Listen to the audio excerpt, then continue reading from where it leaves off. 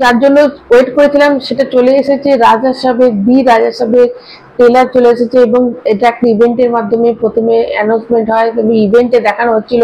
তো সেখানে দেখছিলাম, তো সেখানে একটু প্রবলেম হচ্ছিল, কেননা বারবার ক্যামেরার ফোকাসটা অডিয়েন্সের দিকে করে নিচ্ছিল। সেটাও বেশ এনজয় করছিলাম, কেননা বেশ সবাই খুব হাততালি দিচ্ছে, সিটি বাজাচ্ছে। প্রভাসকে যখন দেখাচ্ছে তখন তাদের কি এক্সপ্রেশন সেটার দিকে বেশি ফোকাস ছিল। তো তারপর যখন মানে ইউটিউবে দিচ্ছে তখন পুরোটা দেখতে পেলাম। এবং দেখো হিন্দিতে কিন্তু এখনো দেয়নি, আমি যখন ভিডিওটা করছি হিন্দিতে কিন্তু এখনো দেয়নি।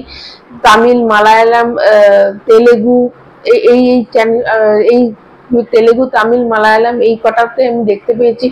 তো বেশ ভালো লাগলো এবং এবং দুর্দান্ত বিএফএক্স এর কাজ, বিএফএক্স এর কাজ তো দারুণ, তেমনই এর বিজিএম এবং সেই বিশাল ফটোটা, ওটা অ্যাকচুয়ালি সঞ্জয় দত্তের পিকচার ছিল এবং সঞ্জয় দত্তকে তো দারুণ লাগছে, ওর ভূত হয়েছে। তো এবং ভবানী রানীকেও মনে হলো আমি যেন দেখতে পেলাম। এবং সেখানে আমাদের প্রভাসের এই যে কমেডি জিনিসটা, কমেডি এক্সপ্রেশনটা দারুণ ছিল, দারুণ।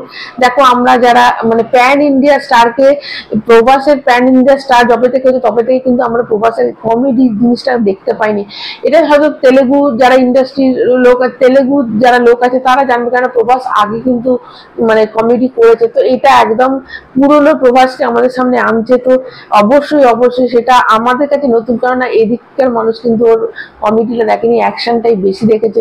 তো অবশ্যই সেদিকটা, সেই নতুন প্রভাসকে আমাদের সামনে আনা হয়েছে, ভীষণ ভালো লাগলো। এবং এন্ডে যখন হওয়ার আগে একটা প্রভাস প্রচন্ড ভয় পেয়ে গেছে, ভূতগুলো আসছে, বিএফএক্স এর কাজ দুর্দান্ত হয়েছে এবং এই যে ভয়ের একটা মুহূর্ত ক্রিয়েট করেছে আমাদের প্রভাস, দারুণ লাগলো।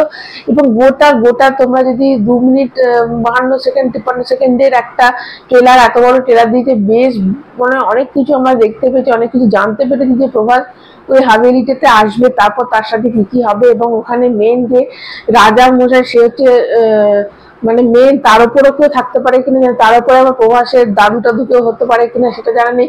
তবে ওখানকার মেন ভূত হচ্ছে সঞ্জয় দত্ত, সেরকমটাই লাগছে। এবং সেখানেই ঢুকে পড়েছে আমাদের প্রভাস, মানে প্রভাসকে এখান থেকে বার করতে চায়, কারণ প্রভাস এই বাড়ির উত্তরাধিকারী, এরকম একটা কিছু হতে পারে যার জন্য সঞ্জয় দত্ত ওর উপর রেগে আছে। তো বেশ একটা ভালো লাগলো। তো তোমরা কারা কারা দেখেছো অবশ্যই বলবে, এবং যারা নতুন তারা চ্যানেলটা সাবস্ক্রাইব করে অবশ্যই একবার দেখে নাও। পিপল মিডিয়াতে দিয়েছে, তোমরা অবশ্যই চেক আউট করে নিতে পারো।